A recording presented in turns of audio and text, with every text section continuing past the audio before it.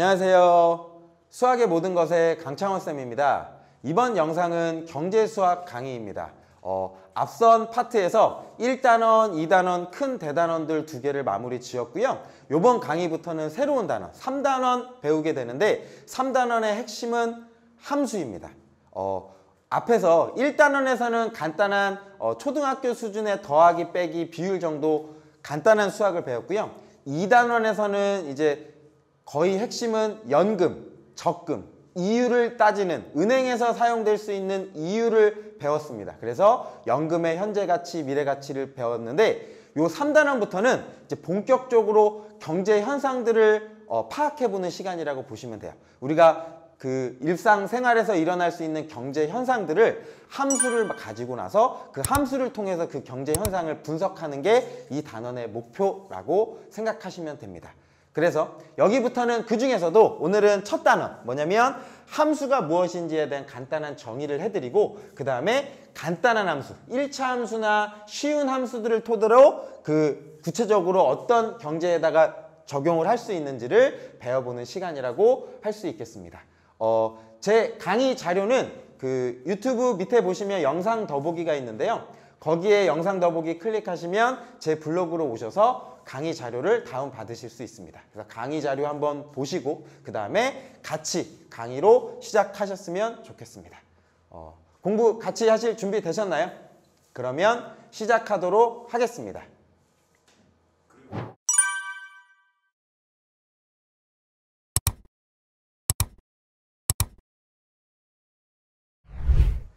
네, 오늘은 앞서서 말씀드렸다시피 간단한 일단 함수가 뭔지를 공부할 거고요. 그 다음에 간단한 함수를 요 경제상황에다 적용해 보도록 하겠습니다. 먼저 오늘의 목표입니다. 생각 열기. 컴퓨터 생산 공장에서 한 대당 가격이 50만 원인 컴퓨터가 있습니다. 그 X대를 팔아서 얻는 총 수입을 Y라 하자라고 하면 Y와 X 사이에는 함수 관계가 적용이 됩니다. 그래서 100대를 팔았을 때 총 수입은 얼마일까요? 라고 하는 게 이번 목표입니다. 딱 봐도 오늘 배우는 건 쉬운 함수구나 라고 생각이 들어지시죠? 한 대당 50만 원이면 두 대당 100만 원, 세 대면 150만 원, 10대면 50 곱하기 10을 하면 되겠네요. 100대를 팔았으면 50만 원 곱하기 100을 곱한 값이 답이 나더라. 그래서 그 함수에 대해서 공부해 보도록 하겠습니다. 요거 답은 여러분 계산하실 수 있겠죠? 넘어가겠습니다.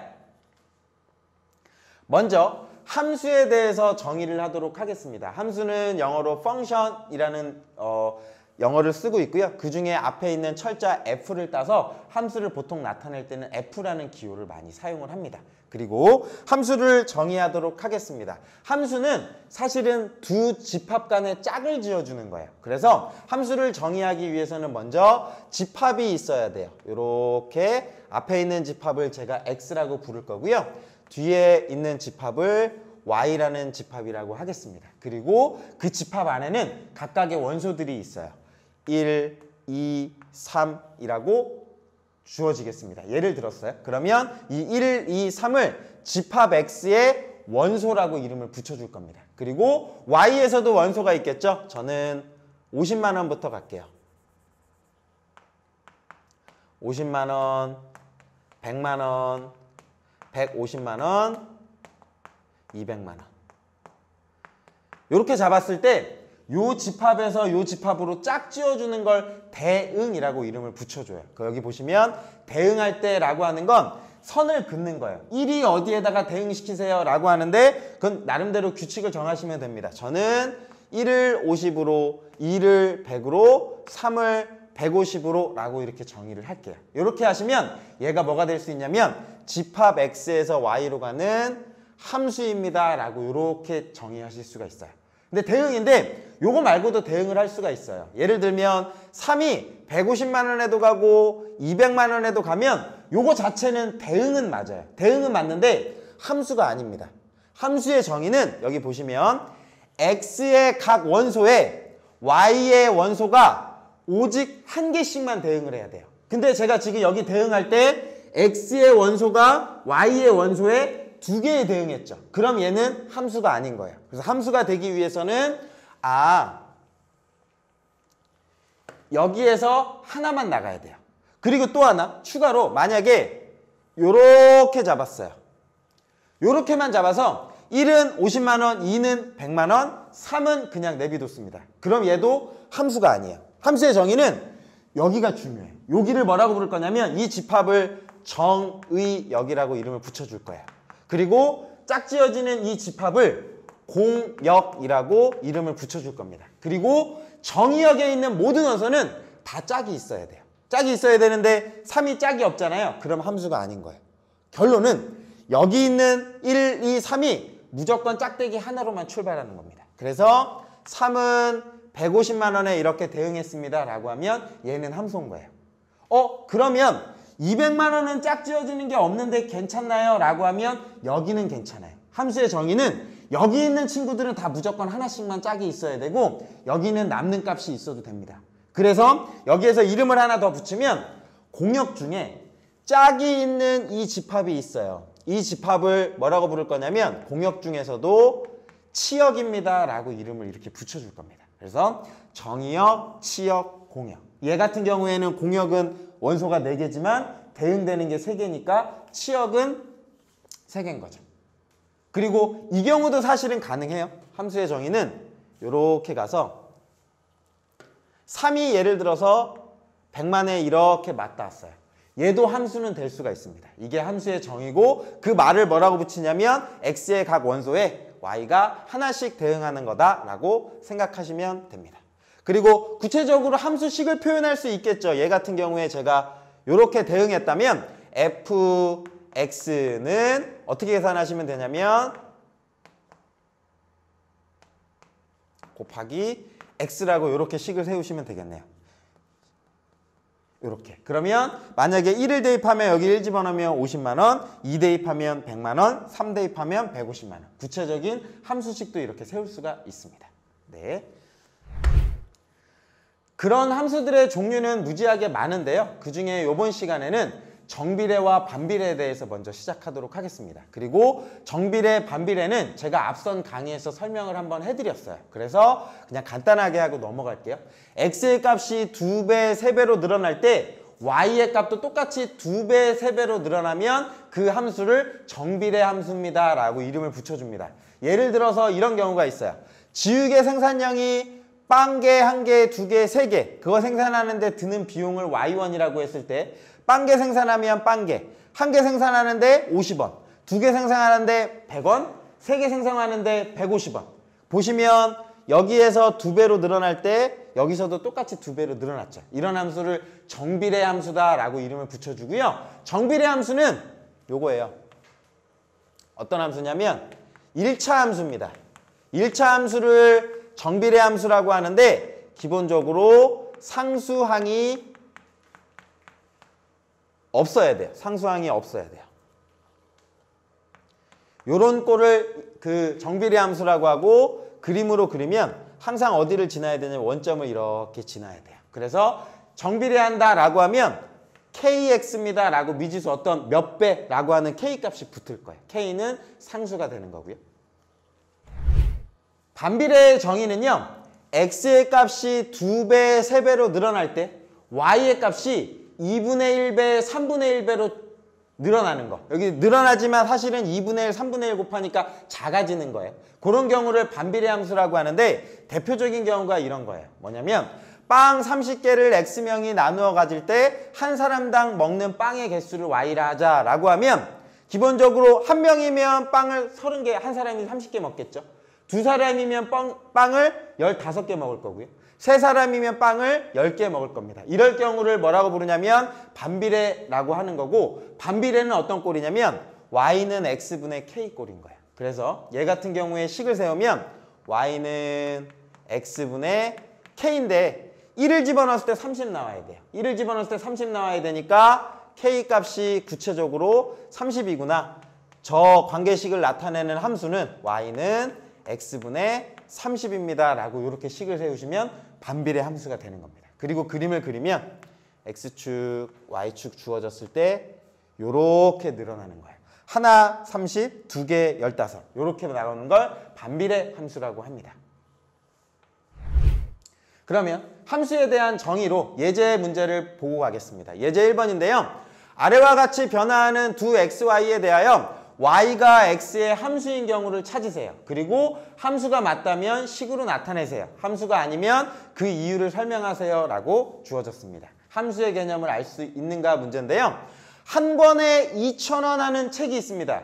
그 값에 x권의 값은 얼마일까요? 라고 하면 1번 같은 경우에는 함수가 맞아요. 왜냐하면 y는 뭐라고 식을 세울 수 있냐면 한 권당 2,000원이니까 2,000 곱하기 x라고 이렇게 쓸 수 있겠죠. 그러면 1 집어넣으면 2,000, 2 집어넣으면 4,000, 3 집어넣으면 6,000. x에 어떤 값을 집어넣으면 나오는 값이 하나만 나오잖아요. 그래서 함수가 맞고요. 그 식은 보통 곱하기는 생략하니까 y는 2000x입니다 라고 이렇게 표현하면 되겠네요. 두 번째예요.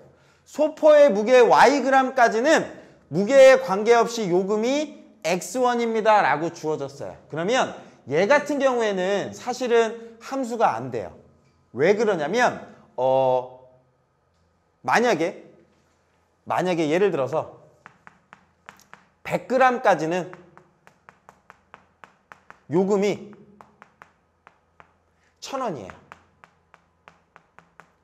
이렇게 식이 주어졌어요. 그러면 x에다가 1을 한번 넣어볼게요. x가 지금 뭐인 거냐면 1,000원인 거잖아요. x가 1,000원인데 x가 1,000일 때 y는 뭐도 나올 수 있냐면 100g까지는 요금이 1,000원이니까 y는 10g도 되고 20g도 되고 30g도 되고 다 되죠.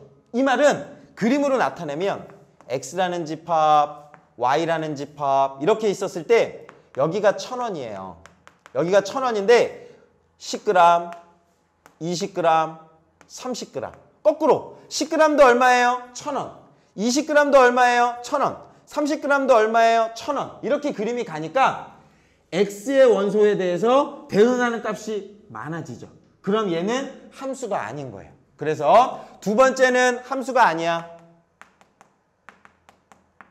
라고 이렇게 찾아주시면 되고요. 함수가 아닌 이유는 x의 값에 대응하는 y 값이 여러 개이기 때문에 함수가 아닙니다 라고 생각하시면 됩니다.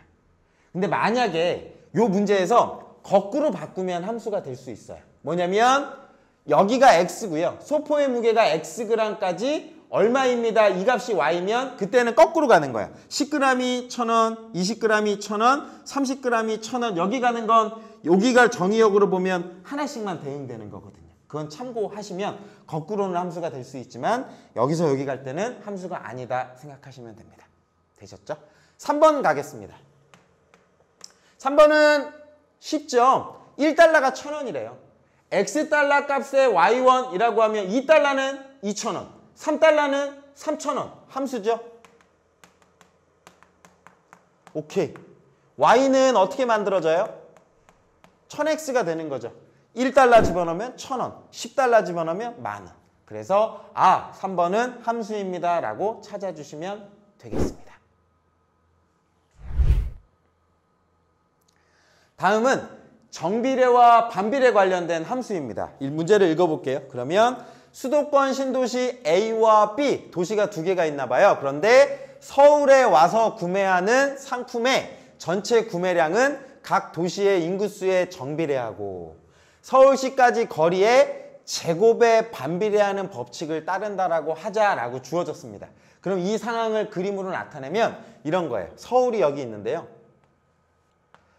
서울이 이렇게 있고 신도시가 있어요. 여기가 A라는 도시가 있고요. 그 다음에 여기 B라는 도시가 이렇게 있는 거예요. 이렇게 있고 이렇게 거리가 나타나 있습니다. 그런데 뭐라고 주어져 있냐면 각 도시의 인구수에는 비례하고요. 그 다음에 거리는 제곱의 반비례입니다 라고 이렇게 식이 주어졌습니다. 그리고 주어진 조건을 볼게요. 그리고 상품을 구매하는데 B시 시민들의 상품 구매량은 A시 시민들의 상품 전체 구매량의 절반입니다 라고 힌트가 주어졌네요. 그리고 표를 보시면 A 인구수는 50만 명이에요. 여기 인구는 요만큼 있고요. 여기는 몰라요. x면. 그리고 두 개 사이 거리가 여기서는 20km가 떨어져 있고요. 여기서는 10km가 떨어져 있습니다. 라고 이렇게 주어졌을 때 x를 찾으세요. 라고 주어진 거예요. 그러면 식을 어떻게 세워야 되냐면 자, 상품 구매량은요. A 시민들의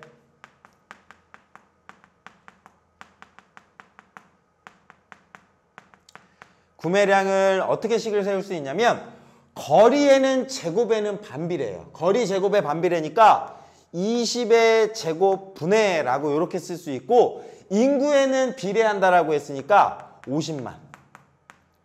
그리고 거기에 뭐가 붙을 거냐면 비례상수 K가 붙을 거예요. 이게 1일 수도 있고 2일 수도 있고 그 값은 여기가 조정이 되는 거예요. 이게 A 시민들의 상품 구매량입니다. 그리고 B 시민들의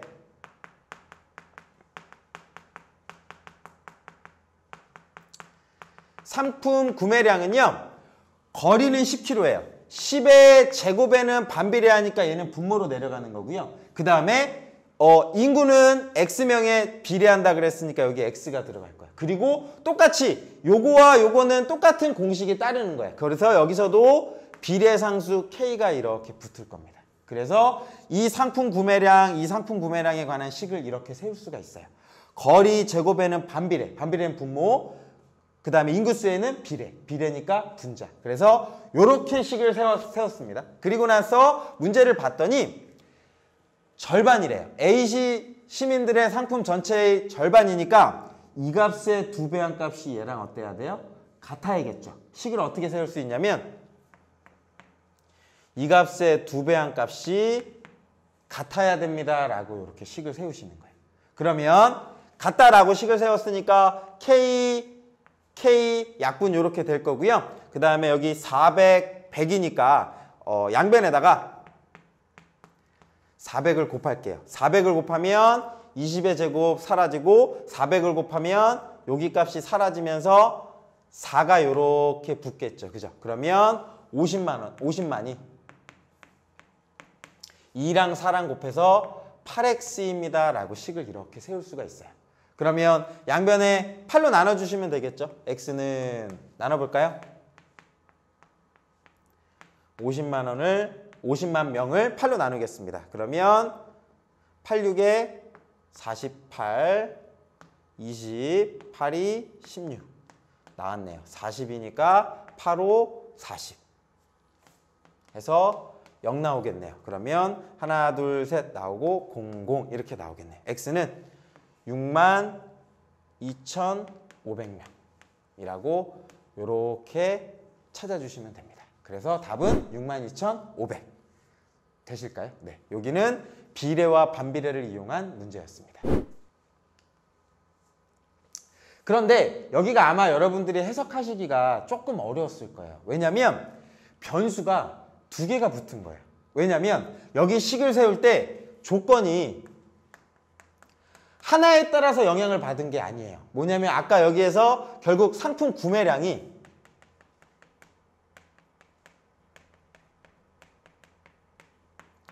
영향을 주는 요인이 몇 가지가 있었어요? 2가지가 있었어요. 그 2가지가 뭐였냐면 인구수, 그 다음에 거리요. 그러면 함수식을 세울 때 조건이 뭐하고 뭐가 주어져야 되냐면 인구수하고 거리가 2개가 주어진 거예요. 요런 함수를 뭐라고 부르냐면 다변수 함수다라고 해서 고등학교 과정에서는 사실 이 함수를 배우지 않았어요. 우리는 고등학교에서는 일변수 함수만 배웠어요. y는 fx입니다 라고 이렇게 주어진 함수를 일변수 함수라고 하는데 이 y 값이 누구에 따라서 결정이 되는 거냐면 x 값 하나에 따라서 결정이 되는 거예요. 아까 얘기했던 뭐 컴퓨터 구매량 하나 집어넣으면 50만 원, 2개 집어넣으면 100만 원. 요인이 하나였잖아요. 그런데 요 문제 같은 경우에는 요인이 2가지가 있었어요. 인구수, 그 다음에 거리. 이럴 때 함수를 변수를 2개를 쓴다라고 해서 다변수 함수라고 부르고 값을 대입해야 되는 값이 몇 개인 거예요? 2개인 거예요. 얘 같은 경우에는 x값 하나 집어넣어서 나오잖아요. 여기 값에서는 나와야 되는 게 x, y 두 개 집어넣었을 때 답이 나와야 돼요. 그래서 얘를 다변수 함수라고 부르고, 그러니까 문자가 하나가 더 늘어날 수밖에 없어요. 뭐냐면 W, 오메가라고 제가 이름을 붙여줄게요. 오메가는 누구에 대해서 영향을 받냐면 X값, Y값에 따라서 영향을 받아요 라고 이렇게 표현하는 함수를 다변수 함수입니다 라고 이름을 붙여줘요. 뒤에 이제 경제를 해석할 때 예를 들면 뭐 상품의 가격, 상품의 가격을 결정하는 요인들이 한 가지가 아닐 거잖아요. 인건비랑 뭐 다른 게 붙으니까 변수들이 여러 개가 붙을 수 있어요. 그래서 여기서 그걸 먼저 익힌다라고 생각하셨으면 좋겠어요. 그래서 오메가는 fx, y라고 하는 건 두 값을 집어넣었을 때 이제 오메가가 결정되는 거예요. 그리고 이 x와 y를 뭐라고 부르냐면 독립 변수라고 이름을 붙여줘요. 요 값들이 변수인데 변수가 두 개인 거예요. 이 값을 결정하세요 라고 하면 x값만으로 결정되는 게 아니라 두 개 값을 집어넣어야지만 나오는 거예요. 이걸 다변수 함수라고 부르고 대표적인 함수들이 이제 여러 가지가 있어요. 제가 예를 적어드렸는데 뭐 요런 거죠.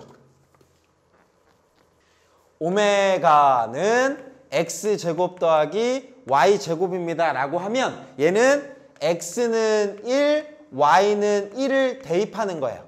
대입하면 오메가 값이 얼마가 나와? 1, 1 해서 2입니다 라고 이렇게 결정되는 거. 고등학교에서는 사실 이렇게 안 배웠죠. 그죠? 왜냐면 x에 1 집어넣었을 때 y가 얼마 나옵니다. 그 x와 y 사이의 관계를 했는데 우리는 x와 y가 독자적인 거예요. x가 1이라고 해서 y가 결정되는 거 아니에요. 그러니까 x에다가 1 집어넣고 y에다가 10도 집어넣을 수 있는 거예요. 변수가 몇 개인 거예요? 두 개인 거예요. 여기서도 마찬가지로 인구수 만, 거리 얼마, 이게 따로따로 된 거예요. 그 값을 집어넣었을 때 오메가는 100에다 1 더하니까 101입니다 라고 이렇게 결정되는 거예요. 이걸 다변수 함수라고 하는 거고요. 앞에 문제에서는 이 변수가 두 개여서 여러분들이 요 식 세우기가 쉽지는 않았을 것 같아요. 그러니까 여기가 x인 거예요. 사실 요거를 식으로 세우면 우리가 찾는 구매량은 어떻게 나오는 거냐면 x제곱분의 y의 k배. 요 값이 뭐가 되는 거냐면 구매량. 이렇게 식을 세울 수가 있겠죠. 그래서 x의 독립적인 값, y의 독립적인 값 집어넣으면 구매량이 결정이 된다더라. 그래서 여기서는 다변수 함수에 대한 이야기를 했습니다. 고등학교 과정에서 조금 더 확장된 거라고 생각해 주셨으면 좋겠어요. 되시겠죠? 이해는 이렇게 하시면 되죠. 구매량은 누구에 따라 결정돼? 거리, 인구수. 근데 거리가 멀어지면 멀어질수록, 거리값이 커지면 커질수록 구매량은 어떻게 돼요? 줄어들겠죠. 분모에 있으니까. 그 다음에 인구수가 많으면 많을수록 어떻게 돼요? 구매량이 늘어나겠죠. 그러니까 얘는 분자에 있는 겁니다. 이해 잘 하셨으면 좋겠고요. 이 부분이 조금 어려워서 이해 안 되시면 댓글에 남겨주시면 제가 다시 한번 설명해 드리도록 하겠습니다. 네. 여기까지가 함수에 대한 개념을 이해한 거였고요. 실질적으로 마지막에 있는 그 문제만 푸실 수 있으셨으면 아마 이 함수는 다 이해했다라고 봐도 될 것 같습니다. 그리고 뒷부분에 이제 본격적으로 경제 용어들이 나오는데 요 값 계산하면 좀 내용이 강의가 길어질 것 같아요. 그래서 일단 요번 강의는 여기서 끊고 바로 다음 강의에서 제가 본격적으로 경제에 대해서 설명하도록 하겠습니다. 네, 긴 시간 고생 많으셨고요. 다음 강의에서 만나도록 하겠습니다. 여러분 감사합니다.